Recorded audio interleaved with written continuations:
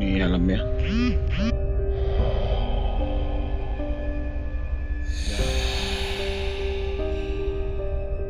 Tapi masalah dukunnya kita udah selesaikan nih. Dia lagi saya ngomong seperti itu bang, itu di atas atap ya. Oh itu pasir bang, biar. Besok tuh lu mati nih katanya. Harusnya katanya. Karena target dari si makhluknya katanya gitu ya. Saya juga nggak tahu ya. Jadi jadwal kepulangan lu itu sudah kepulangan jenazah, bukan kepulangan orang gitu. Jadi palasnya digini nih bang sama dia nih, bekas air wudhu nih. Kan basah, slep begituin bang. Saya ngeliat bang di pojok kamar saya, di atas tempat tidur saya. Ya saya ngeliat itu orang ya.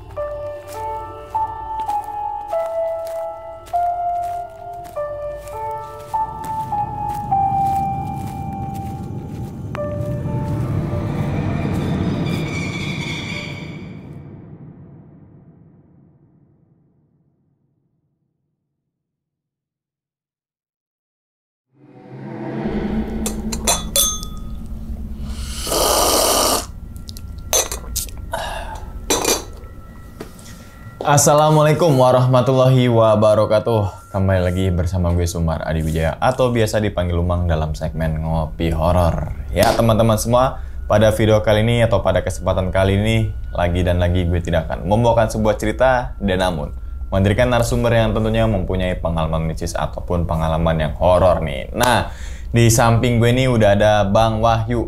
Waduh, Bang. Halo Bang Umang, Bang, sehat. alhamdulillah sehat. Salam untuk teman-teman dan juga keluarga di rumah nih. Waalaikumsalam, disampaikan bang. Ya, terima kasih. Oke, Bang, sebelum Bang Wahyu menceritakan pengalamannya ke teman-teman semua nih, kami ngucapin terima kasih banyak nih Bang Wahyu. Siap bang. Udah meluangkan waktunya datang ke sini dan untuk membagikan pengalamannya ke teman-teman semua nih Bang ya. Ya. Yang semoga aja nih teman-teman semua di balik pengalamannya Bang Wahyu ini, teman-teman semua nih bisa diambil pelajarannya dan juga bisa diambil sisi baiknya gitu Bang. Nah, ngomongin masalah pengalaman nih Bang. Katanya Bang Wahyu punya pengalaman disantet ya? Santet atau jual musuh bang? Santet jual musuh. Ya betul. Dan ternyata yang nyantet itu masih partner, kawan, dan customer. Jatuhnya dia memang sering main ke tempat saya juga. Kenal berarti dong? Sangat kenal. Tapi kok bisa sampai begitu ya? Ya karena memang usaha kecil tapi lancar bang. Saingan usaha. Usaha. Nggak terima, ya Nggak kan? terima, Bukan betul. dikembangin tapi malah main santet. Betul nah, sekali. itu tuh. Kalau boleh tahu kejadian tahun berapa itu Bang? Kejadiannya tahun 2017. 2017 Ya, gitu 2017. ya. Oke, semoga aja masih ada hidup kan yang nyantetnya? Masih sering ketemu. Ya udah, semoga yang nyantetnya nonton juga ya. Jadi kita POV orang yang nyantet Ya. gitu ya. Oke, mungkin tahan dulu kali ya Bang Siap. Wahyu nih ya. Oke. Dan tanpa berlama-lama lagi kita langsung masuk aja ke dalam ceritanya. Ngopi horor segera dimulai. Diminum dulu Bang Wahyu. Siap. Tuh kopi nggak santet kok Bang. Tuh. Kopinya keren banget.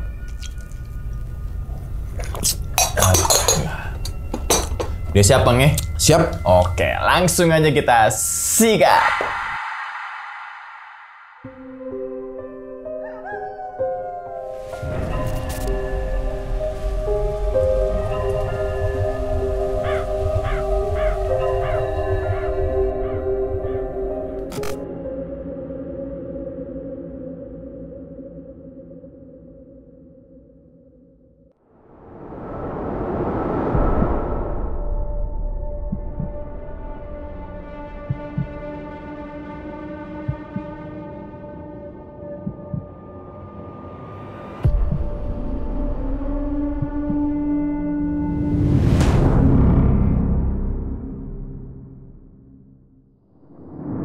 Awal mulanya tahun 2017 ya bang. Kebetulan saya kan punya usaha. Usaha saya memang di bidang aparel bang, perawatan. Dimana perawatan itu biasanya customer-nya lebih banyak ke orang hobi dan ya rata-rata pembalap lah gitu. Jadi memang sebenarnya usahanya nggak gede sih Bang. Usaha kecil tapi networkingnya lumayan luas kalau di situ karena mencakup biasanya public figure, pejabat dan lain-lain. Memang dari situ yang banyak kawan-kawan cari untuk buka usaha itu gitu. Nah, di usaha itu kebetulan di tahun 2017 belum banyak yang buka seperti saya. Jadi banyak kawan-kawan yang awalnya tadinya customer melirik usaha saya itu kayaknya lumayan oke nih, renyah juga nih kalau dijadiin usaha gitu. Nah, saya ini orang yang nggak bisa nolak Bang, dalam artian ada orang nanya, saya kasih. Dalam artian mau tahu caranya seperti apa, saya kasih. Resep dapurnya tuh Resep dapurnya saya kasih. Karena prinsip saya, walaupun mereka tahu caranya, tapi belum tentu hasilnya sama. Dan terlebih rezeki sudah ada yang ngatur gitu. Nah, singkat ceritanya, ada salah satu customer tadinya datang sama kawannya. Ya melihat saya punya usaha seperti ini tertarik. Terus ngelihat saya cara kerjanya saya juga dia tertarik. Akhirnya dia memutuskan untuk sering main ke tempat saya. Entah pagi, siang, sore, malam lah. Pokoknya sesiapnya dia datang, sesiapnya saya sebagai tempat untuk menimba ilmu mungkin ya gitu. Ya saya oke, welcome gitu.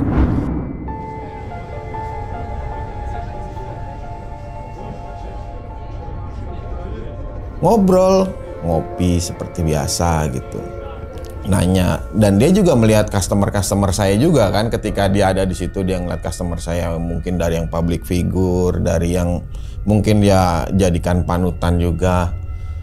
Ya mungkin dari situ dia tertarik untuk buka usaha gitu. Memang pada saat itu dia sempat mengutarakan kalau saya mau beli alat seperti yang abang pakai berapa ya. Dari situ sih saya udah notice ya Bang, sebenarnya kalau kayaknya nih anak mau buka gitu. Alat apa nih Bang? Alat-alat poles, tools lah Bang, tools buat saya kerja lah gitu. Ya saya kasih tahu nih kalau mau beli di sini, ini alatnya seperti ini. Oh ya udah. Dia tetap nanya cara untuk repair ini seperti apa, saya kasih tahu semua. Dari situ sudah lumayan banyak lah yang dia tahu tentang dapur saya. Dari saya dapat uangnya berapa, penghasilan lah ya. Terus networking saya dari customer saya seperti apa, dia juga banyak tahu masalah itu. Akhirnya dia sempat menghilang lah. Udah lama gak ke tempat saya gitu. Tiba-tiba di sosial media saya ada usaha sejenis yang lagi lumayan rame gitu. Banyak customer saya juga main ke tempat dia karena dia bilangnya itu cabang saya, padahal saya nggak pernah buka cabang gitu. Tapi ya menurut saya customer mau main kemanapun itu hak mereka. Mereka punya uang ya, dia berhak main kemana aja gitu. Di satu sisi ketika customer saya sudah main ke tempatnya dia, ada sedikit mungkin komplain kali ya. Ya mungkin ya karena prosesnya terlalu instan dan dia berani langsung bikin usaha, banyaklah kena komplain sama customer. Ketika dia kena komplain, sepertinya dia kayaknya nggak sanggup lah untuk menampung komplain. Akhirnya customer balik lagi ke saya. Di situ awalnya mungkin ada rasa sakit hati. Saya nggak pernah menyarankan customer saya, ayo datang ke tempat saya nggak pernah. Saya ngiklan pun saya juga nggak pernah, karena rata-rata customer yang saya tangani dari mulut ke mulut. Mungkin di situ dia ngerasa customernya dia saya ambil gitu. Ya, customer yang pernah ke dia akhirnya balik lagi ke saya. Oke, dari situ memang di lain saya punya usaha seperti maintenance, saya juga punya usaha just tip Bang waktu itu. Just tipnya nggak jauh-jauh dari usaha yang saya jalankan. Entah itu saya beli helm, jaket, sepatu, sarung tangan, pokoknya perlengkapan riding lah ya. Ditambah istri saya pun di bidang kosmetik. Jadi sekalian jalan lah gitu. Biasanya kalau saya mau berangkat, saya memang sudah broadcast ke kawan-kawan. Ayo nih, siapa yang mau PO ini, siapa yang mau PO itu. Dia jadi tahu jadwal saya lah mungkin mau berangkat. Ketika saya mau berangkat, saya itu udah prepare daftar-daftar semua pelanggan yang mau saya belanjakan lah barang-barangnya seperti itu. Nggak ada keanehan sama sekali bang. Pada saat itu nggak ada keanehan sama sekali.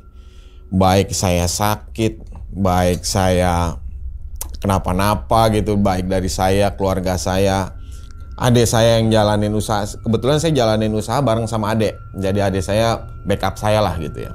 Waktu itu jam 11 malam di tanggal 14 lah kalau nggak salah, tanggal 14. Sebelum saya berangkat, sehari sebelum saya berangkat. Itu saya ada mau kirim helm ke daerah Bali. Sebelum saya kirim biasanya saya videokan dulu. Helm ini udah selesai, udah nggak ada kurang gitu. Nanti video mungkin saya kasih ke abang ya.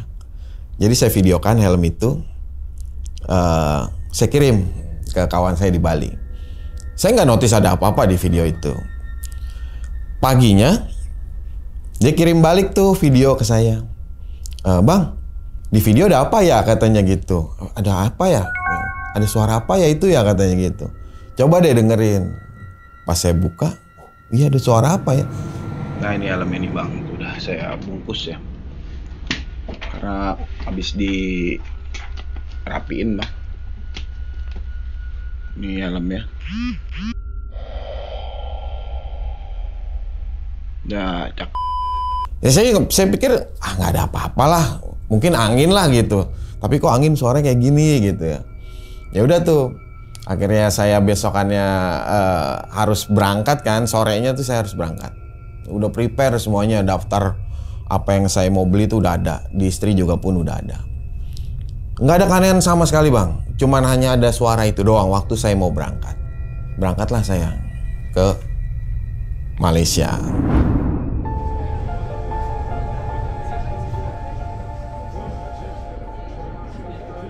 Dari saya proses berangkat sampai saya bandara, boarding pas segala macem lah pokoknya. Nggak ada saya ngerasa pusing, saya ngerasa sakit, saya semangat bang. Karena apa? Saya ngelihat daftar belanjaan saya banyak. Cuan nih, ya nggak? Udah seneng lah, udah dapet cuan lah. Udah kebayang. Akhirnya saya masuk pesawat. Ya udah. Saya udah nggak ada kontak sama sekali sama orang rumah, sama kawan, sama apa gitu kan. Terjadi hal yang saya ceritakan ini bang. Waktu pas pesawat landing, saya masih semangat. Kebetulan saya memang punya kartu yang memang sudah saya biasa pakai di Malaysia ya. Jadi ya memang sih. Cara saya ini jangan dicontoh ya kawan-kawan ya. Memang dari penerbangan tuh sebenarnya nggak boleh gitu. Jadi biasalah penumpang tuh ketika pesawat landing udah jalan, udah mau dia parkir, udah tuh pada nyalain HP kan biasanya kan. Di situ saya ganti kartu tuh bang, saya ganti kartu. Tapi memang handphone masih dalam mode silent gitu supaya nggak ketahuan lah gitu ya. Saya kantongin. Saya ngambil bagasi biasa, pesawat udah nyanda, udah sender pesawat. Kita dorong nih koper sama istri lewat yang itu ya belalai gajah ya, yang jembatan itu. Itu masih keluar saya dari pesawat itu masih sehat bang, masih suger buger itu. Keluar dari belalai itu langsung kaki saya tuh kayak nggak ada tulang bang, langsung lemes. Ih, saya kenapa ya? Keringat dingin, kepala pusing. Wah itu campur-campur bang rasanya. Dari yang mual, pusing, kaki udah nggak bisa napak segala macam. Akhirnya saya bilang sama istri, berhenti dulu deh, coba sebentar duduk dulu deh. Kenapa ya katanya? Nggak tahu nih tiba-tiba kok aneh ya rasanya ya. Udah tuh bang langsung, kenapa ya? Tapi saya masih suges bahwa mungkin saya keracunan makanan nih atau keracunan kopi atau apa gitu ya. Karena saya dari bandara mau ke Kuala Lumpur itu saya bawa mobil sendiri, saya sewa ya di sana. Saya kuat-kuatin tuh bang, saya suges, saya kuat. Padahal saya ngerasa saya udah nggak kuat sama sekali. Akhirnya dengan sangat terpaksa, istri juga bilang, mau pakai supir nggak usah, masih kuat nih katanya. Ya udah tuh bang, kalau nggak salah jaraknya dari bandara ke Kuala Lumpur itu dalam sore ya waktu itu ya, karena macet juga, sekitar 2 jaman lah gitu. Itu saya kadang-kadang udah microslip dibangunin sampai bawa mobil bang. Ini kenapa ya? Saya juga di dalam perjalanan masih nanya, saya kenapa ya? Kok nggak biasa-biasanya? Tuh di mobil tuh saya sebentar kantong gitu. Saya pengen ya maaf ya, saya mual gitu ya. Tapi nggak keluar apa-apa bang, angin. Gitu. Saya ya begitu keluarnya angin.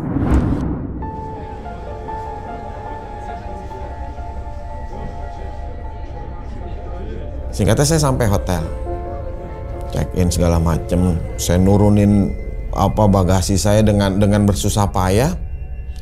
Sampai di hotel, udah bang, langsung nggak bisa apa-apa bang. Jangankan ngangkat benda berat lah gitu, saya buka sepatu itu udah nggak sanggup bang. Mualnya parah, yang saya muntahin itu angin. Sebentar-bentar saya tidur pengen muntah, tapi nggak keluar apa-apa, hanya angin. Jadi kayak rasa pas lagi mual itu mau muntah ya, kayak dicekek gitu bang. Angin doang, angin. Istri kan bingung ya, kenapa ya? Akhirnya dia turun ke Toserba di bawah.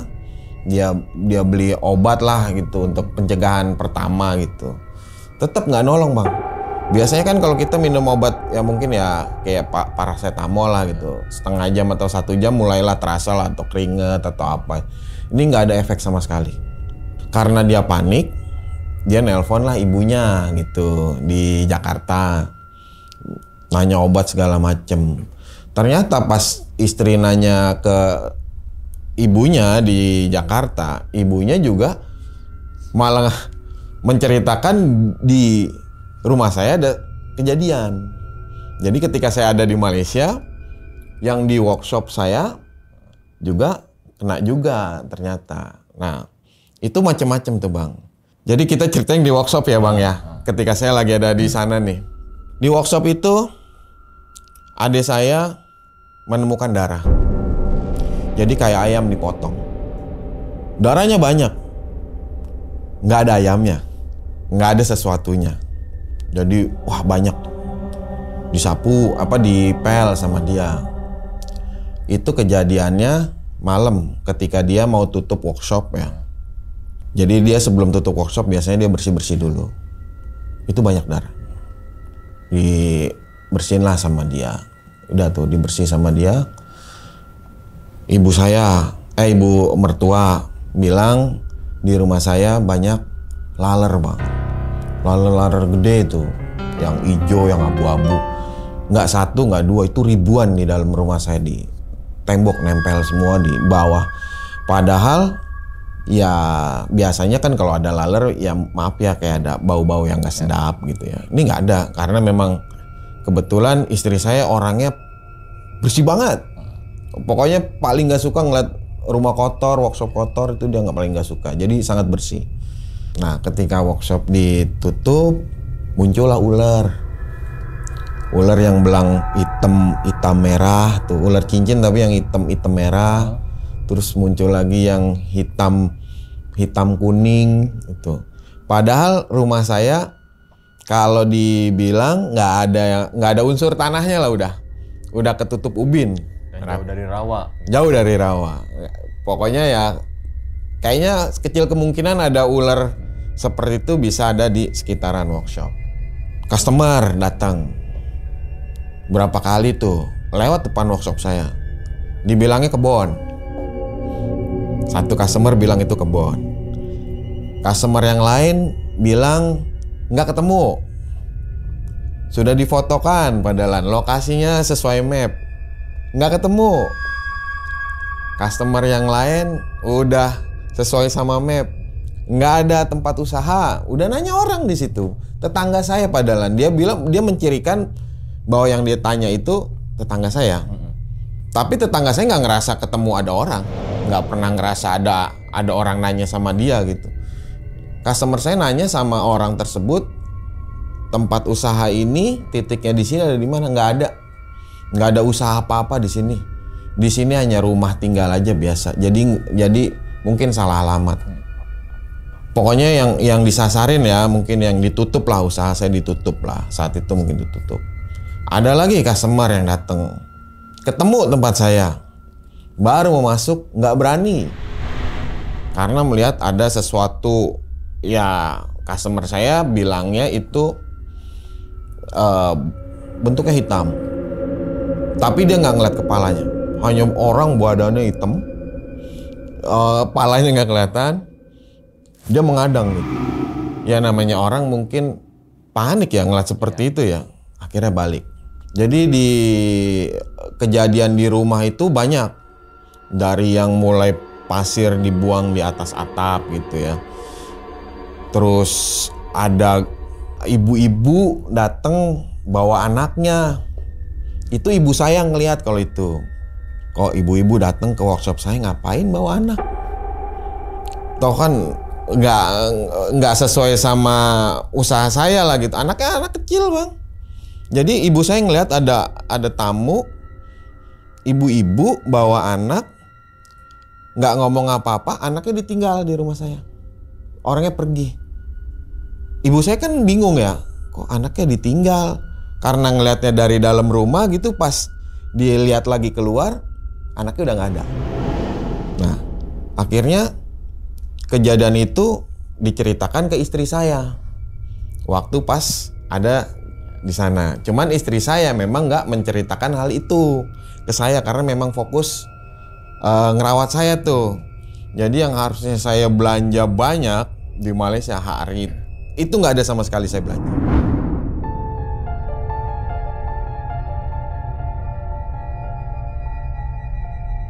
Jadi hari pertama saya datang malam di Malaysia itu saya nggak bisa apa-apa.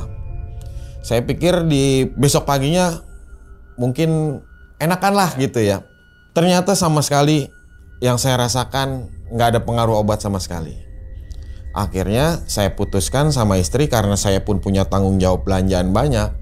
Saya ke rumah sakit di Kuala Lumpur. Dengan bersusah payah saya bawa mobil ke rumah sakit. Datanglah saya ke rumah sakit, dicek bang darah nih semua. Dari darah, semua lah pokoknya dicek. Lama saya di rumah sakit itu sekitar 2 jam lebih. Kebetulan dokternya itu orang India, wanita gitu. Ya ngomong, "Yuk nak sakit apa nih?" katanya. Saya juga bingung kan bahasanya ya. Apa-apa. Oh ya, apa nih katanya. "Yuk nak bawa sakit nih dari Indo nih," katanya. Saya nggak tahu. Saya pokoknya saya ke rumah sakit, saya pengen tahu saya kenapa. Jangan dokter nih nanya saya sakit apa. Saya kesini tuh pengen tahu saya sakit apa. Ya dari hasil pemeriksaan tuh saya nggak sakit sama sekali. Nggak ada darah rendah, nggak ada jantung, semuanya sehat. Jadi dokter tuh cuman ngasih saya suplemen sama vitamin atau apa. Jadi penyakit apa yang saya rasakan itu nggak ada keluhan yang diterima sama dokter tuh nggak ada obatnya. Karena nggak ada pengaruh obat sama sekali bang. Jadi di malam hari kedua saya di sana, tiba-tiba ada kawan saya telepon. Manggil saya kan Cek ya, maaf ya. "Cek, di mana?" katanya gitu. "Di Malaysia," saya bilang gitu. "Aduh," katanya. "Kapan pulang?" katanya. "Ya menurut jadwal sih 2 hari lagi saya pulang," saya bilang gitu. "Aduh, buru-buru deh pulang," katanya. "Emang kenapa?" katanya.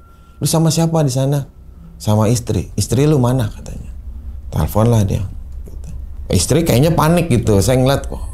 Walaupun saya dengan bersusah payah untuk ini ya, dia lagi nelpon, saya ke kamar mandi untuk ya itu kan udah mual segala macem. Nggak, saya makanan nolak, cuman angin keluar, minum sepun saya nggak bisa. Jadi saya kayak kecekek lah rasanya tuh. Jadi mau makan tuh keluar, susah, mau ya? minum keluar gitu, nggak bisa. Akhirnya ya perut kosong, tapi tetap muntah, muntahnya angin. Nah akhirnya kawan saya ini cerita, Cek, gue cuman bisa nahan lu 2 hari katanya gitu. Emang kenapa, Cek? Udah pulang buruan katanya. Tapi ketika lu udah pulang, lu jangan ke rumah lu dulu. Atau pokoknya jangan ke wilayah lu dulu lah gitu. Intinya lu pulang tetap di Jakarta, entah mau ke rumahnya mertua boleh, karena mertua kan nggak tinggal di lingkungan workshop dan rumah saya gitu. Oh ya udah, kenapa, Cek? Cerita aja kenapa, buruan katanya. Biar gue juga nggak kepikiran nih gitu. Kebetulan saya cerita sedikit tentang kawan saya. Kawan saya memang sedikit paham masalah seperti ini. Jadi dia tahulah masalah-masalah seperti ini gitu. Kawan saya langsung ngomong, lu lagi di GM? Di GM? Apaan tuh? Saya bilang, waktu itu saya kurang paham lah masalah kayak gitu. Intinya lu disantet, target lu mati. Tapi bukan di Indonesia matinya. Matinya di luar. Karena kalau orang luar mungkin ya hal-hal seperti ini dianalogikan sama mereka kan medis. Bukan seperti itu gitu. Wah yang benar saya bilang. Ya target lu mati. Harusnya besok tuh lu mati nih katanya. Harusnya katanya. Karena target dari si makhluknya katanya gitu ya. Saya juga nggak tahu ya. Lu matinya di sana katanya gitu. Jadi jadwal kepulangan lu itu sudah kepulangan jenazah, bukan kepulangan orang gitu. Ya karena saya juga waktu itu saya nggak banyak nanya tentang siapa pelakunya, terus kenapa saya bisa disantet segala macem. Ya saya pikir saya tanya sama dia langsung, terus gimana nih, apa yang saya harus lakukan gitu. Banyak zikir waktu itu memang dikasih sama dia. Bisa nggak bisa, sanggup nggak sanggup, wudu dan sholat tetap itu harus dijalanin. Jadi jangan ada alasan ketika lu sakit di sana lu nggak sholat. Tetap lu harus jaganya di situ gitu. Karena ketika lu dalam kondisi suci, dia tuh kayaknya nggak mau deketin lu lah gitu. Kasarnya seperti itu.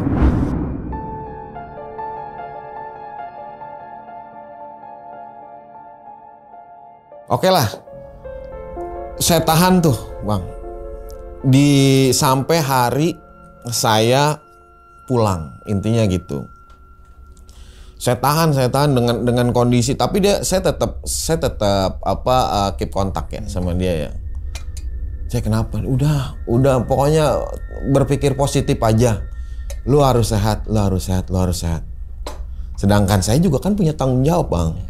Yang harus beli ini, harus beli itu. Istri saya pun juga punya tanggung jawab ya. Istri saya nanya, sanggup nggak? Aduh kayaknya nggak sanggup dah, saya bilang.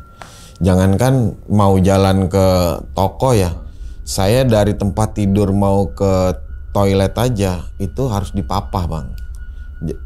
Tapi kan saya kasihan sama istri saya, 24 jam dia nungguin gitu ya. Kadang dia malam ketiduran tuh, saking gak kuatnya saya ngerangkak bang sampai ke toilet ya, untuk hanya sekedar begitu.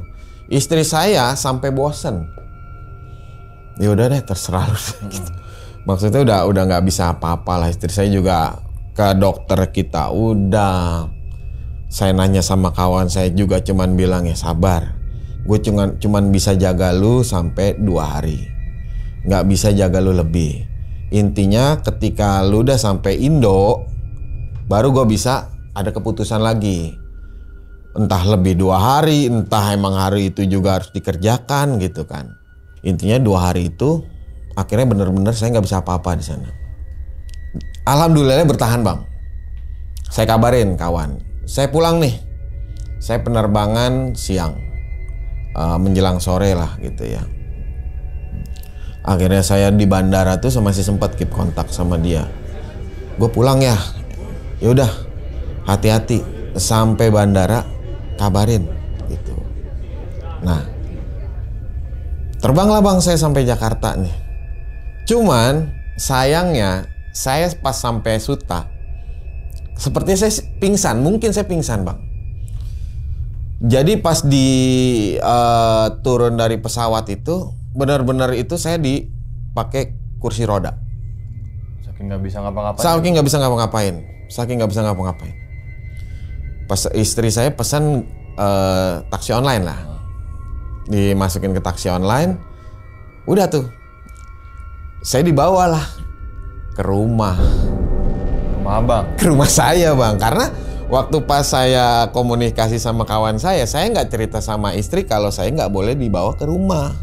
Dan saya juga nggak komunikasi ke istri kalau kita udah sampai Jakarta, saya harus telepon dia gitu. Salah saya memang di situ. Dibawalah ke rumah. Memang saya nggak dibawa ke rumah rumah saya, tapi dibawa ke rumah ibu. Dikala saya udah sampai rumah, saya memang kondisi ya sama bang, sama kayak waktu di Malaysia, kondisi saya seperti itu gitu. Adik saya cerita bahwa di rumah saya banyak laler tadi yang sudah disemprot sampai sama si pembasmi hama lah ya, pembasmi itu nggak mati, disemprot jatuh, ditinggal gitu karena bau obat itu kan, ditinggal. Masuk lagi ke rumah, ada lagi bang. Jadi yang tadinya mati, nempel lagi. Banyak dong itu. Banyak bang. Banyak itu disapu kan. Iya. Disapu tuh pakai pengki ya. Dibawa ke tempat sampah gitu. Di tempat sampah nggak ada bang. Masuk lagi ke rumah saya, ada lagi bang, kata adik saya ini ya, karena saya memang nggak menyaksikan itu. Dan itu masih hidup juga ya? Masih hidup ya? Ada lagi, jadi yang tadinya mati udah dibuang, ada lagi. Dan itu juga nggak tahu masuknya dari mana, karena kan pintu ketutup, langit-langit ketutup segala macam gitu. Diperkuat mertua saya ngomongnya seperti itu juga. Nah, jadi saat itu mungkin karena mertua saya juga kan punya kebudayaan ya, maaf orang Jawa ya, mungkin ada caranya tersendiri-sendiri lah gitu ya. Dia pakai sapu aren bang, katanya pakai sapu aren, alhamdulillah tuh turun hilang gitu. Cuma memang mertua saya merasakan hawa di rumah saya, hawa di workshop saya sama, kayak ada sesuatu yang kayak ada memperhatikan lah gitu. Mertua saya juga kaget, kok kayak di rumah kok beda ya suasananya gitu. Beda di rumah ibu saya di belakang rumah ibu saya depan-depanan bang begini. Jadi kalau pas masuk ke rumah ibu saya itu normal gitu, tapi di rumah saya dan workshop saya itu berbeda gitu.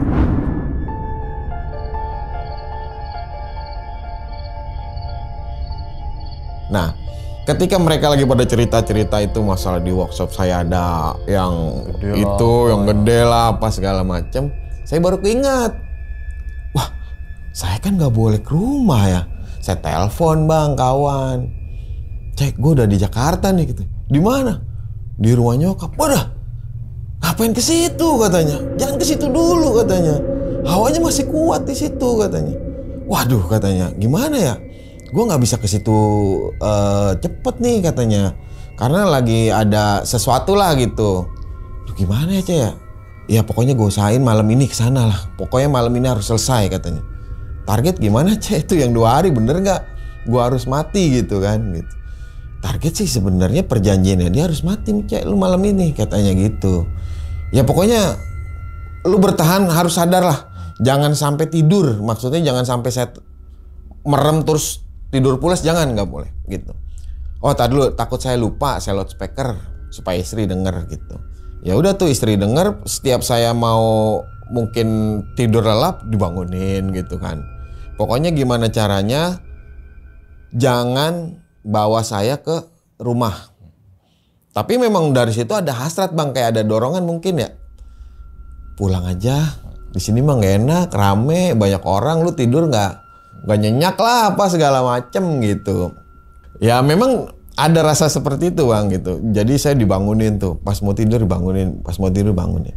Sore waktu pas saya abis nyampe lah ya itu ya, saya pengen banget namanya ngerasain air kelapa bang, karena saya udah ngerasa saya minum obat terus gitu kan, saya pengen banget kelapa nih, sampai tahak aja baunya bawa obat bang gitu, nggak enak gitu ngomong tuh bawa obat. Salahnya istri saya ketika ninggalin saya waktu pas saya minta air kelapa, dia nggak mesenin sama anggota keluarga saya yang lain kalau untuk jagain saya gitu. Jadi ketika saya hampir terlelap tidur, istri saya kan beli kelapa ya. Saya udah kayaknya waduh ngantuk banget, enak nih tidur nih, pengen banget tidur tuh. Pas saya mau tidur jadi saya tidur tuh pakai ini bang, kasur di bawah ya gitu ya, di rumah ibu tuh.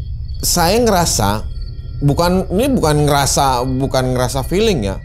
Saya benar-benar ngelihat ketika saya tidur itu ada anak kecil di kepala saya tuh. Jadi saya tidur di belakang, di samping saya ini anak kecil bang, loncat-loncat. Ayo lo mati lo, ayo lo mati lo gitu. Tapi yang saya lihat ini anak kecilnya itu rambutnya kribo, gede, mukanya nggak kelihatan, jadi ketutup rambutnya. Jadi orang cebol, orang kuntet lah ya. Entah itu, pokoknya saya tahunya itu anak kecil, pendek, rambutnya gede nih, lebar. Loncat-loncat. Ayo lo mati lo. Mati lo. Asik nih. Bawa mayat nih katanya. Asik mati nih gitu. Saya pikir ini anak kecil bener apa enggak ya, apa tetangga saya. Waktu itu saya belum punya ponakan bang. Saya sampai ngomong, kepala gue sakit, jangan loncat-loncat, sana pergi gitu. Asik lo, mati lo gitu bang gitu. Nah istri saya datang bang, ya minum ya. Gitu. Ketika saya dibangun, saya waktu itu untungnya saya nggak bisa terlelap gara-gara tuh anak loncat-loncat tuh. Kalau seandainya mungkin tuh anak nggak loncat-loncat, saya mungkin udah terlelap tuh bang. Istri saya bangunin duduk maksudnya bang ya. Ya minum dulu deh katanya. Sambil minum, saya cerita. Tadi ada anak kecil, saya bilang. Anak kecil siapa katanya? Itu rambutnya gede, gondrong, kayak gondrong kribo lah gitu. Ngapain katanya, loncat-loncat. Nggak ada siapa-siapa katanya. Benar gitu. Nah lagi saya cerita begitu, ibu saya datang. Karena saya ngomong anak kecil, ibu saya cerita tuh anak kecil. Kemarin ada ibu-ibu datang, ninggalin anak kecil. Tapi kalau dibilang kecil ya mukanya tua katanya gitu. Wah apa mungkin itu, saya pikir gitu ya.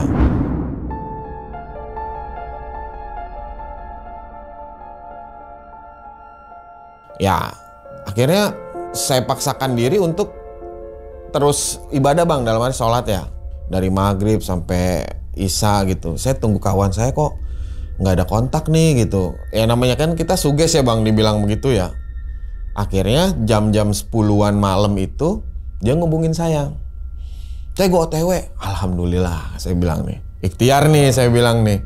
Saya nggak mau berpikiran yang aneh-aneh dulu. Karena waktu pas saya di Malaysia juga medis nggak ada kan gitu. Dan ditambah dari cerita dia makin jadi suges kan saya bang gitu. Hampir jam 12 malaman lah dia nyampe rumah saya. Nanya tuh dia, Cek gimana kabar? Alhamdulillah baik katanya. Saya bilang begitu kan. Apa yang dirasain sekarang masih sama kayak begitu gitu. Oh ya udah. Sekarang gini Cek. Ini kita mau membersihkan. Dikala membersihkan, jangan sampai lu berpikirannya juga negatif. Karena segala sesuatunya mau penyakit apapun sebenarnya datang juga dari Yang Maha Kuasa. Cuman caranya beda-beda gitu. Nah akhirnya saya jebretin bang. Saya langsung to the point aja. Ini ulah siapa sih? Saya bilang begitu. Udah nggak usah berpikiran begitu. Tetep bang saya push. Dari berapa kali ngomong muter aja di situ. Akhirnya dia bilang, sebenarnya sih ini ulah orang nggak jauh. Dia bilang, bukan keluarga, tapi kawan. Kawan yang merasa tersaingi. Tersaingi dalam masalah apa? Ya usaha, dia bilang begitu. Siapa orangnya? Saya bilang begitu kan. Ya karena namanya mungkin siapa sih bang yang gak emosi lah digituin ya. Tuh kan lu emosi, jangan emosi katanya. Kalau kayak gini-gini jangan emosi. Lagi pula kalau seandainya nanti dikasih tahu, kita membuktikannya pakai apa? Tuh alat buktinya nggak ada, dia bilang gitu. Yang bisa kita lihat tuh hanya angan-angan, dia bilang. Kalau lu mau penasaran, lu mau lihat, bisa nanti. Ada caranya, dia bilang gitu. Sambil kita benahin yang di dalam, katanya gitu. Maksudnya yang di dalam, ya makhluknya. Dia bilang gitu. Maksudnya makhluknya, ya makhluknya nih yang sekarang lagi nyekek loh, katanya gitu. Loh, emang lu dicekek? Emang saya dicekek gitu? Iya, katanya gitu. Mau lihat boleh, katanya. Asal kuat, katanya. Jangan sampai nggak kuat. Ya karena saya penasaran ya bang ya. Saya kuatin saya bilang gitu. Bener kuat? Ya udah. Kawan saya izin untuk sholat sebentar. Ya dia mempersiapkan apalah gitu. Cek, sholat yuk, kata gitu. Sholat apa? Udah malam begini, saya bilang begitu. Udah ya sholat sunnah. Dia niatin aja sholat lu pengen sehat. Pertama, rakaat keduanya, nanti sholat keduanya niatin sholat tobat, dia bilang gitu. Jadi 4 rakaat tuh bang saya. Oh ya udah. Akhirnya saya habis selesai sholat. Walaupun saya masih lemes tuh tadinya, saya lemes bang terus. Kuat. Yakin nggak? Yakin. Ya udah gitu. Yuk masuk rumah, katanya gitu bang. Istri saya mau ngikut tuh, nggak boleh bang. Jangan, katanya. Jangan, katanya. Kalau nanti ngikut takutnya kenapa-napa. Pokoknya jangan ada yang boleh masuk selain saya berdua. Ibu saya, adik saya, anak saya tuh nggak boleh masuk. Oke. Masuk nih. Pas masuk, sebelum saya masuk itu kawan saya tuh di depan pintu kayak baca doa bang. Dia bilang, ada sapu nggak? Dia bilang gitu. Ada, sapu dulu. Yang saya lihat itu dia nggak nyapu apa-apa bang. Mungkin ada kotoran, debu atau apa gitu. Nggak ada. Kayak nyapu aja. Kenapa cek? Itu katanya. Itu ada di situ katanya. Oh ya udah dibersihin, udah. Boleh masuk nih? Boleh, ayo masuk katanya. Jadi saya masuk. Saya langsung ke kamar tuh. Kamar lu mana cek? Itu kamar. Oh ya udah, yuk masuk ke kamar. Nggak apa-apa kan? Maaf ya saya masuk ke kamar ya, katanya. Ya nggak apa-apa katanya. Apa yang lu lihat cek di kamar gitu? Nggak ada apa-apa. Yakin nggak ada apa-apa? Iya nggak ada apa-apa. Rambut masih basah nggak, katanya? Masih. Bekas wudhu ya tadi ya, katanya. Iya. Belum cuci muka lain kan sebelum sesudah sholat kan?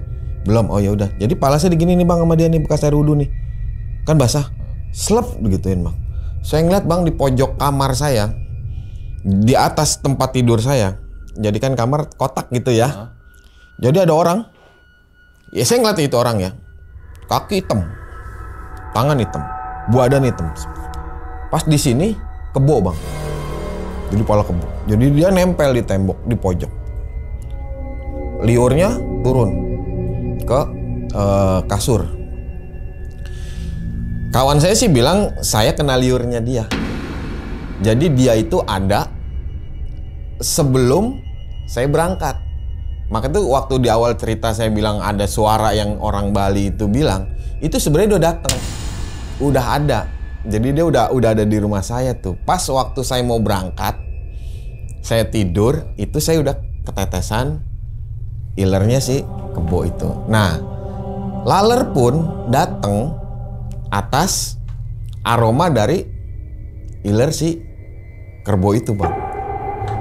Nah di situ wallahualam ya, saya ngeliat teman saya nanya sama dia, tuh yang ngerjain katanya, ini nyata, saya bilang, nyata itu, ini lagi dinyatakan gitu. Ya kalau kasat mata sih mungkin nggak ngelihat. Bismillah aja lu tetap bisa melihat itu. Sampai semuanya terkuak. Yuk kita kita korek informasi dari dia, katanya gitu. Jadi dimainin tuh bang sama kawan saya. Itu kan dia bilang, mau nantang saya, katanya gitu. Iya, kalau iya kenapa? Dia bilang, rumah-rumah temen gua, dia bilang gitu, dimain-mainin bang sama kawan saya. Nanti kamu saya matiin juga, katanya bilang gitu. Mau matiin gua, kata temen saya tuh. Iya, katanya. Coba, katanya. Coba, kalau bisa. Nggak usah matiin, natap mata saya aja, dia bilang gitu. Tatap mata saya. Dia kan emang kebonya, jadi nunduknya ke itu bang. Ke kasur saya terus gitu. Jadi pak dia begini aja nih. Tolak. Nggak mau mandep ke saya gitu. Mati kamu berdua, katanya. Dia bilang, ayo coba matiin, katanya. Dia bilang. Udah diliatin sama kawan saya. Tiba-tiba dia nengok begini bang. Saya mau keluar dari sini, katanya gitu. Kenapa? Makin lama makin gak kuat saya di sini. Teriak, saya gak kuat gitu. Maksudnya gak kuat apa sih? Kita mainin kan. Kalau dia gak kuat, dukunnya gak kuat katanya gitu. Ini dukunnya? Iya, ini perintah dukun nih. Ini dukun gak benar nih kayak gitu. Udah tuh. Udah tuh dia teriak-teriak gak kuat. Targetnya apa ke kawan saya? Mati katanya. Mati. Keluarga berantakan. Usaha hancur. Yang punya mati. Siapa yang nyuruh? Juragan saya katanya gitu. Siapa juragan kamu? Ada juragan saya. Siapa yang bayar juragan kamu? Ada katanya. Orang yang kayak gimana dijelasin bang. Posturnya, mukanya gitu. Jelas gitu. Sebutin namanya? Bukan disebutin nama bang. Diwujudkan. Karena saya penasaran kan. Takutnya kalau seandainya menggambarkan postur, saya hanya nebak-nebak. Oh si ini. Tapi mirip. Ini. Oh mirip. Takutnya kan begitu. Kawan saya bilang gini, kamu harus menggambarkan siapa yang menyuruh kamu. Digambarin bang sama dia. Kalau kamu nggak mau menggambarkan siapa yang mewujudkan kamu saya bakar. Dia nggak mau bang awalnya. Nggak katanya, nggak mau katanya. Bakar saya kalau bisa. Dibakar satu-satu bang kaki. Sama kawan saya tuh. Nongol bang, api kayak api biru tapi bukan api kuning gitu ya. Oh, tak panas katanya. Panas, tapi masih nempel di tembok. Panas gitu. Ini satu lagi. Mau mau menampakkan nggak gitu? Panas gitu. Tetep bang, bakar satu. Ini udah mulai kebakar nih bang semua. Baru iya saya tampakkan gitu. Awal dia menampakkan bukan kawan saya, tapi muka dukunnya. Jadi muka si pemeliharanya dia lah gitu. Kenal aja. Enggak, ini mah nggak kenal, muka tua gini, kayak customer saya nggak ada yang tua nih kayak gini. Wah, ini muka dukun nih katanya gitu. Jadi saya di satu sisi yang di sana teriak kepanasan, saya sama kawan saya ketawa nih. Ya? Itu mah muka dukun nih. Mukanya tua, rambutnya ubahan panjang gitu ya. Ya ciri khas lah gitu ya. Bukan, ini muka dukun nih kayaknya nih. Oh, ganti katanya. Bukan ini katanya. Ini bukan yang nyuruh ya katanya. Ini yang nyuruh saya. Bukan yang bayar yang nyuruh kamu siapa katanya gitu. Langsung bang. Dia nggak mau tuh awal kebo dulu, masih mukanya kebo gitu ya. Berubah tuh mukanya kebo. Tiba-tiba langsung bang berubah tuh. Saya kenal ini orangnya. Kenal? Iya. Ini mah sering ke rumah saya bilang gitu. Customer apa gimana? Ya tadinya customer, sekarang bikin usaha sama saya bilang. Ini mukanya, tapi dia nggak ngomong bang. Dia ya masih maksudnya gerak-gerakannya masih ya kayak gitu. Masih celingak, kiri kanan gitu. Oh ini dia. Udah cukup dia bilang. Udah tahu orangnya. Iya udah saya bilang gitu. Berubah lagi dia kebo. Sekarang kamu mau ikut saya? Apa kamu mau pulang? Dia bilang gitu. Kalau saya pulang, saya mati. Itu kebonya bilang gitu. Dalam artian mati mungkin dimusnahkan kali ya. Karena misi saya cuma 2. Saya pulang maksudnya bawa nyawa saya gitu ya bang ya. Sama pulang bawa kabar baik. Entah kabar baiknya itu usaha saya hancur, keluarga saya juga berantakan gitu. Si kebo itu cuman bilang gitu. Ya udah, kamu ikut saya. Kamu saya lepas. Mau nggak? Mau, dia bilang gitu. Tapi gimana nasib saya katanya gitu. Ya udah, saya putus perjanjian kamu sama si dukunnya. Saya putus juga nasib kawan saya di sini. Nanti urusan dukun kamu, nyari kamu pasti nyarinya ke saya. Karena dukun kamu tadi udah ngeliat saya, dia bilang gitu. Nggak mungkin ke kawan saya. Oh ya udah. Terus gimana nih nasib si orang yang nyuruh ke kawan saya, dia bilang gitu. Nanti saya malam saya kesana, dia bilang gitu. Ya nggak tahu dia malam kesana itu mau apa, saya kurang tahu bang. Intinya dia mungkin pengen bilang kalau misinya nggak berhasil kali ya.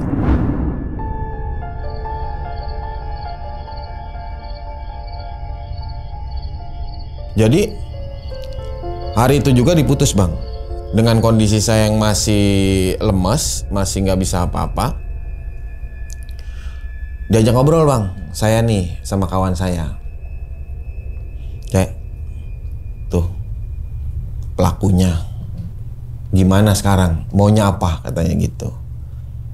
Ya namanya saya emosi ya. Kita balas aja. Kita balikin.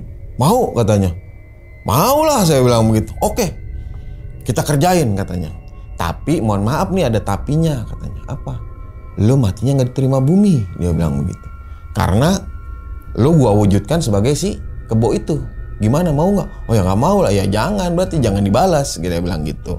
Terus kalau endingnya jadinya gimana nih? Maksudnya supaya saya juga aman, usaha saya aman, keluarga saya aman. Ya udah kita pasrahkan aja sama Yang Maha Kuasa. Biar yang apa yang dia perbuat dia balik, nanti akan balik lagi. Tadi kan dengar sendiri itu si kebo mau balik ke rumah dia. Ya entah dia mau ngapain sih terserah dia. Pokoknya intinya kita udah balikin itu. Gitu. Lagi pula kalau seandainya sekarang lu udah lihat nih mukanya dia, terus lu mau apa? Mau dijadikan bukti ke polisi? Dia bilang nggak bisa. Ini kasat mata. Yang kayak gini nggak bisa dijadikan bukti kuat. Tetap ini antara lu, dia dan dukunnya. Tapi masalah dukunnya kita udah selesaikan nih. Lagi saya ngomong seperti itu bang, itu di atas atap ya. Oh itu pasir bang di bawah. Dar. Bukan kalau orang kan mungkin ada ledakan dulu gitu. Dar. Biar gitu. Kalau ini enggak bang. Pasir. Kayak ada batu lagi. Duduk. Kenapa ya? Itu lagi nyerang lagi katanya. Masih kurang puas dia katanya. Udah tenang aja, udah kita pasang Iron Dome katanya gitu. Jadi nih kawan saya juga emang ya maksudnya bukan orang-orang kolot-kolot banget bang. Ya biar kita juga mencairkan suasana ketika lagi kondisi seperti itu. Kondisi emang panik segala macam. Lampu mati bang. Piar mati. Prak dia langsung. Wah konslet nih saya bilang. Dinaikin hidup gitu. Lagi ngobrol gitu pokoknya sekitar ada 4 kali bang. Itu kayak begitu. Setelah itu hilang. Udah habis. Masuk lagi ke dalam. Dari yang bau amis itu ya. Ternyata saya bisa nyium bau amis bang. Tapi keluarga saya nggak bisa nyium itu. Jadi hanya saya aja mungkin karena memang saya yang diincar gitu. Jadi saya dijelaskan waktu itu.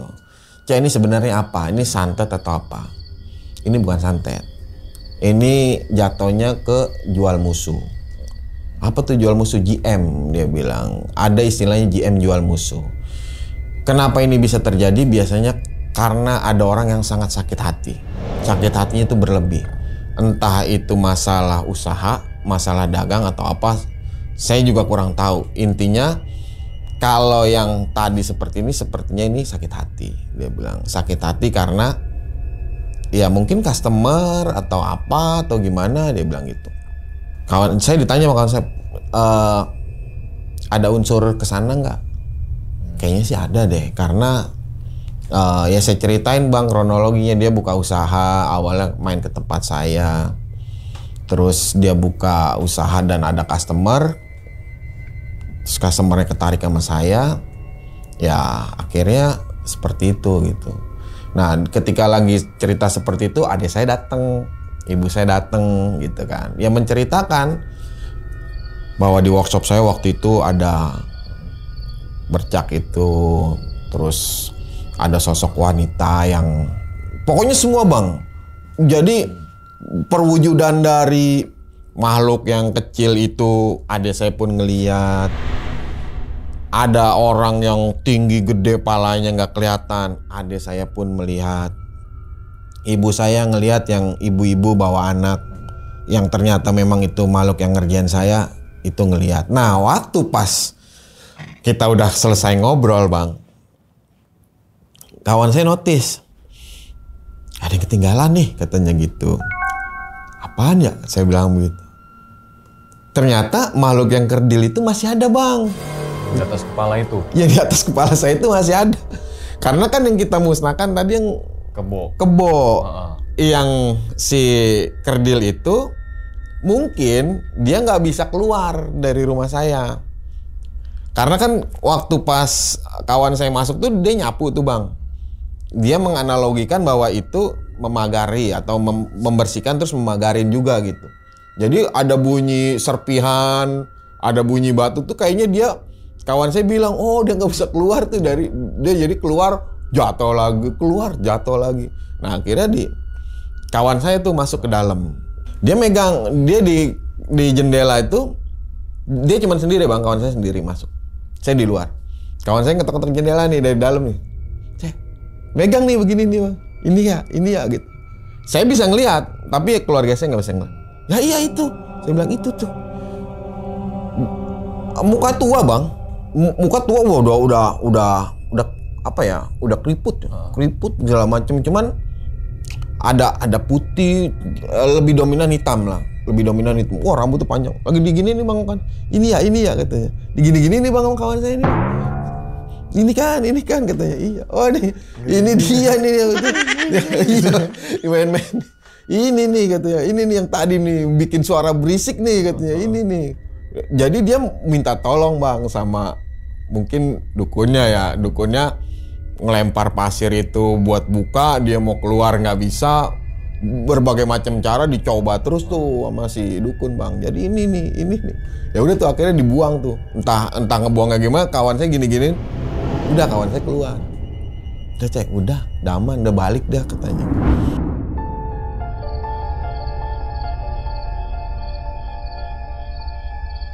Jadi besok-besok kalau bisa ya gimana ya katanya, usaha yang lancar-lancar aja dah, dia bilang gitu. Masalahnya orang-orang seperti ini ya kita nggak pernah tahu nih, sakit hatinya dia itu kan nggak pernah dilihatkan gitu bang.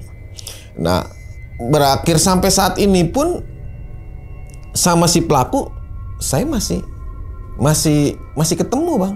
Dan masih ngobrol kayak biasa. Masih ngobrol seperti biasa. Memang pada akhirnya ketika pasca saya pulang dari Malaysia itu kan saya nggak bisa sembuh 100% ya.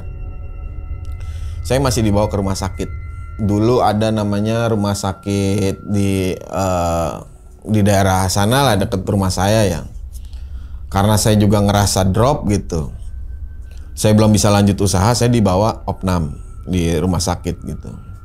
Nah pada saat itu ketahuan tuh bang, baru kedetek lah bahwa saya kecapean gitu, kurang darah apa segala macem. Sebenarnya bisa rawat jalan, cuman saya memutuskan untuk nunggu tempat saya juga bersih, saya juga bisa istirahat di rumah sakit. Akhirnya saya dirawat di rumah sakit. Ketika saya dirawat di rumah sakit bang, ya namanya di rumah sakit mungkin nggak ada proteksi apa-apa ya buat saya ya. Saya juga walaupun saya juga percaya lah, kita berdoa, kita punya agama gitu. Cuman yang masalah kayak begitu kan pasti ada aja gitu. Di rumah sakit saya dikenain juga bang. Sama yang anak kecil lagi atau yang beda lagi. Jadi masih penasaran di sana. Yang datang itu bukan anak kecil, bukan kebo, tapi lebih ke mungkin sosoknya wanita kali ya. Masuk ke saya bang. Saya pun nggak sadar ya, karena kondisi saya istirahat, kondisi saya tidur. Tapi istri saya, orang tua saya gitu ya, bilang bahwa saya tuh kesurupan kuntilanak. Jadi saya ketawa aja bang, kalau tiap malam tuh saya ketawa tuh. Saya di malam itu ketawa. Jadi ketika saya tidur saya ketawa. Sampai pasien di samping saya, jadi kamar rawat inap saya hanya 2 kamar, ada dua bed aja gitu. Ibunya tuh sampai nolak bang, sampai ya ini sih versi istri saya ya cerita ya. Anak saya mau sembuh, baru rawat DBD, jangan sampai sakit lagi nih gara-gara ada kayak begini-begini nih. Jadi si perawatnya bingung mau ngobatin saya seperti apa. Akhirnya istri saya manggil kawan saya lagi untuk memproteksi bahwa masih ada nih kayak gini-gini nih. Ya udah kata kawan saya bilang, ngapain ke rumah sakit? Di rumah aja udah bersih, ntar kalau di rumah sakit masih iseng yang di sana, dia bilang begitu. Ya akhirnya saya nggak, paginya itu ya dibawa ke rumah. Di rumah sampai sekarang alhamdulillah gitu, nggak ada apa-apa gitu.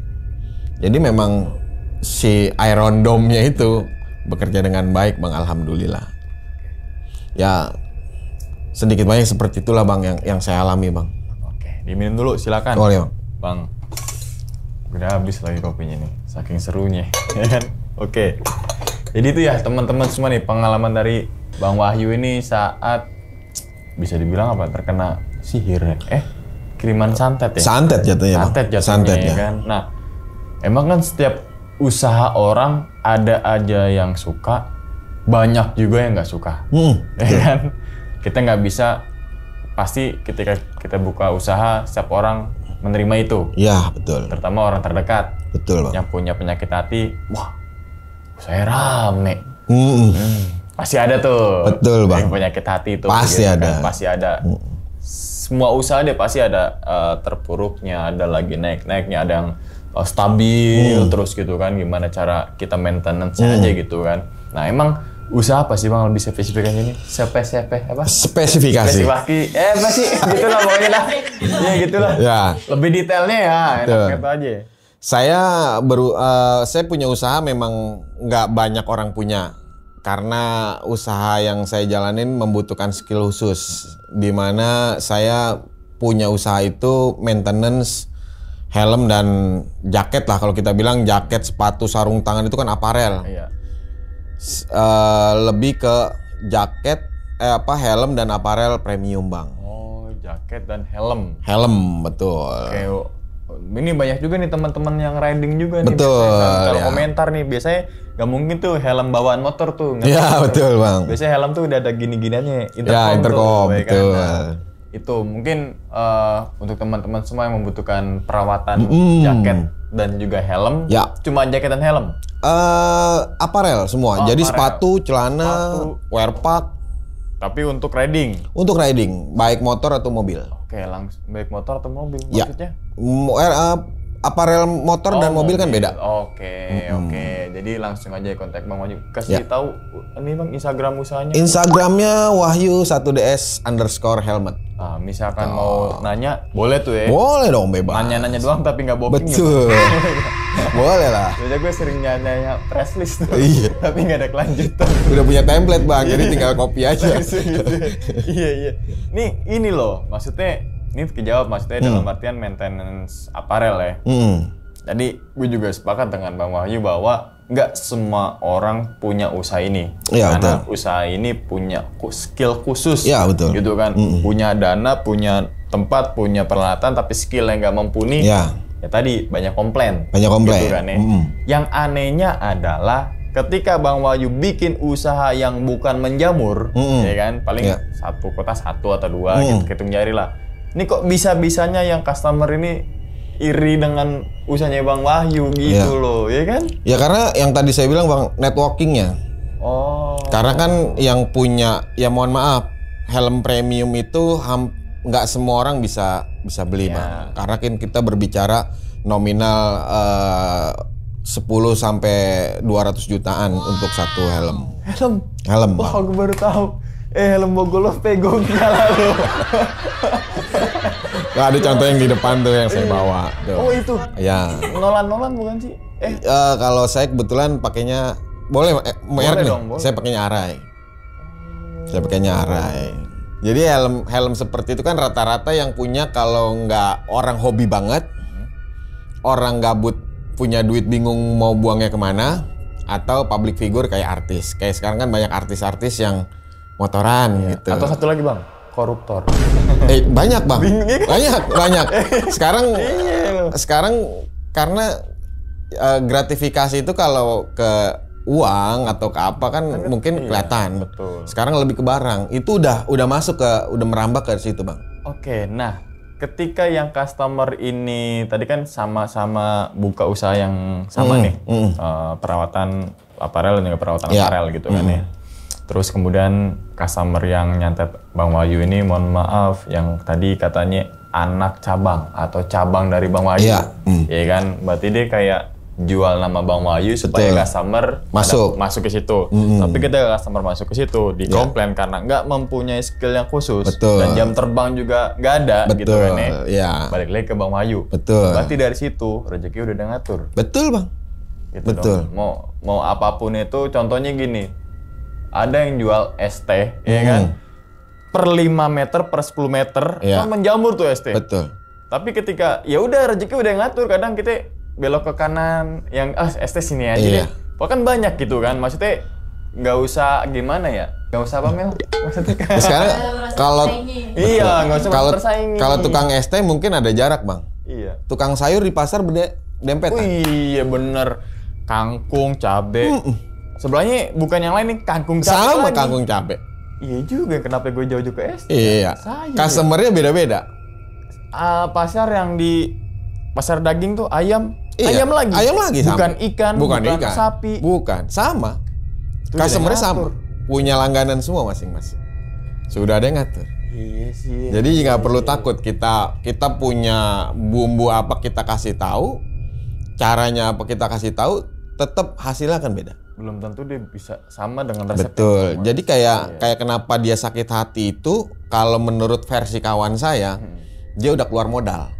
Keluar modal untuk bangun workshopnya itu. Satu, bangun workshop. Iya. Kedua, beli tools. Oke, lumayan tuh. Ya, ketiga dia bayar influencer. Call. Ya, bayar influencer atau bisa dibilang mah selebgram lah. Iya. Untuk narik massa gitu. Jadi dia ngerasa udah keluar modal banyak di situ, Income nggak sesuai. income nggak sesuai, ditambah dapat komplainan dari customer, dia ngerasa ada sejumlah uang yang dia keluarkan dan hasilnya nggak ada, akhirnya dia menjalankan yang tadi itu GM. Karena kan kalau GM ketika saya mati dia dapat uang. Oh, berarti kayak pesugihan jual musuh ya? Iya jual musuh. Ketika Bang. abang mohon maaf ya tadi meninggal, wah langsung tuh. Dia kaya. Kaya tapi dalam artian customer banyak. Customer banyak, betul. Jadi kan kalau saya meninggal, customer nggak ada yang ke tempat saya dong kan. Makanya jual musuh. Makanya itu dia jual musuh. Dan gitu. abang berarti musuhnya dia. Musuhnya dia. Padahal abang sendiri nggak menganggap kalau si customer ini bukan musuhnya abang. Sampai saat ini pun saya nggak menganggap dia sebagai musuh. Kok bisa bang punya hati kayak gitu bang? Karena kalau seandainya saya pikir saya punya musuh, konsentrasi dan pikiran positif saya untuk kerja itu akan keganggu bang. Saya lebih baik menganggap semua kawan saya. Gokil sih. Lebih baik kayak gitu bang. Karena satu saat mungkin dia sadar, ya kita masih bisa berbagi customer. Iya. Sampai saat ini pun dia masih jalanin usaha itu. Tapi ya saya nggak tahu ya jumlah customernya dia berapa, saya kurang tahu. Gitu. Ini jarang-jarang loh ketika misalkan kita main di suatu usaha, terus kadang kan kita keponya kan tinggi setiap orang kan. Ini pakai alat apa sih? Ini pakai cairan apa sih? Iya, Ini betul. pakai ini apa sih? Pasti kan ketika dikasih semuanya, abang nggak merasa tersaingi kah gitu? Mau apapun alatnya, mau semahal apapun alatnya, mau sebagus apapun obatnya, kalau skillnya belum mumpuni tetap hasilnya nggak akan maksimal. Jadi lebih ke skill aja sih bang. Oke, bisa sih bisa, tapi nggak maksimal. Betul, nggak maksimal. Oke, ya contohnya ya gitu ya. Ketika teman-teman yang banyak juga kreator yang bang gimana caranya kayak gini tapi tetap hasilnya beda-beda ya. Iya. Alat sama, misalkan kamera ABCDE. Betul. Lampu sama ABCDE, Ya. tapi ketika jebret beda tampilannya, Betul. ada yang harus dikoreksi kayak gitu juga ya berarti. Ketoprak restoran sama ketoprak pinggir jalan, orang lebih bilang banyak enak ketoprak pinggiran. Walaupun caranya tradisional, ya nggak, bumbu-bumbunya juga bisa dibilang kayak bumbu India bang. Oh iya. Iya. Din gitu ya. Banyak kan. Banyak yang klakson. Tapi lebih enak. Bang butuh berarti itu. Tapi lebih enak bang. Iya oke. Nah, berarti sampai detik ini abang yang tadi disinggung lagi di awal berhubungan baik dengan si ngirim santet ini ke abang. Masih ketemu tapi nggak nongkrong bareng. Nah, nasib workshopnya sekarang gimana dia? Tutup atau gimana? Setahu saya sih masih buka bang. Tapi bukan dalam artian spesialis di situ ya. Dia jadi lebih merambah ke yang lain-lain lah, banyak gitu. Oh. Jadi kayak palu gada lah. Palu apa lo yang mau gak ada? Kayak palu gada aja. Iya. Nah, kan temen abang ada nih yang kayak respect ke abang, terus kemudian kayak ngasih tahu ke abang bahwasanya ini gue bisa nahan lo 2 hari. Ya kan? Kita bilang siapa namanya ya? Itu. Si itu. Kalau nama nggak apa-apa saya sebut ya. Apa? Si Epoy. Si Epoy. Berarti si Epoy ini nggak kenal sama sekali sama si yang Pelaku. Pelaku. Nggak kenal. Nggak kenal. Saya kenal si Epoy ini dulu itu dia tinggalnya di workshop saya, Bang. Sebelum jadi workshop itu dia ngontrak di situ gitu. Repo rambut gondrong. Ah? Repo rambut gondrong. Oh bukan, ini mau pendek. Pendek ya. Rambutnya pendek kok. Oke, berarti emang nggak kenal nih. Tapi Nggak kenal. Kedekatan sama Bang Wahyu itu tadi dulu tuh disebutin Iya, ya. Oke, nah kalau kan si Kebo ini ngeliatin bahwasanya pertama kan yang ngirimin dalam artian dukunnya. Kayak pernah ngelihat si dukun ini ke mukanya gitu Nggak di pernah. workshop atau mungkin pura-pura jadi customer. Customer kayak ngapain juga ya kan, butuh keluar lumayan juga tuh ya. Ojol kah? Belum pernah. Buat ngegambar, biasanya kan ada tuh Iya, biasanya mapping dia, Iya, mapping dulu Iya. gitu. Ini nggak pernah? Nggak pernah. Saya nggak pernah melihat, kawan saya nggak pernah ngelihat. Oh, berarti si Epo ini nggak tahu dukunnya siapa, maksudnya nggak kenal, yang pelaku juga nggak kenal? Ya, nggak kenal. Oke, nah terus pasti kan ketika orang punya salah, misalkan gue punya salah sama lo nih Bang, udah lama nih nggak ketemu, terus ketemu lagi nih, pasti gue nih ngerasa kayak sungkan, Iya. diem atau gimana, gelagat si pelakunya gimana pas ketemu itu? Kalau dia waktu itu dia sempat unfriend saya, unfriend di semua sosial media. Oke. Ya mungkin entah karena malu gitu ya, atau gimana saya juga kurang paham.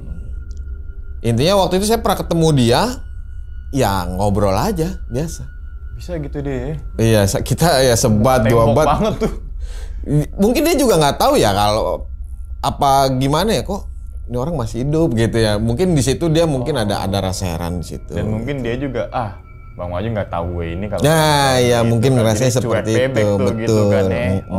Oke. Ini banyak banget ya pelajaran bisa diambil itu untuk teman-teman yang misalkan mau berbisnis, berusaha gitu ya dalam bidang apapun itu gitu Bang ya.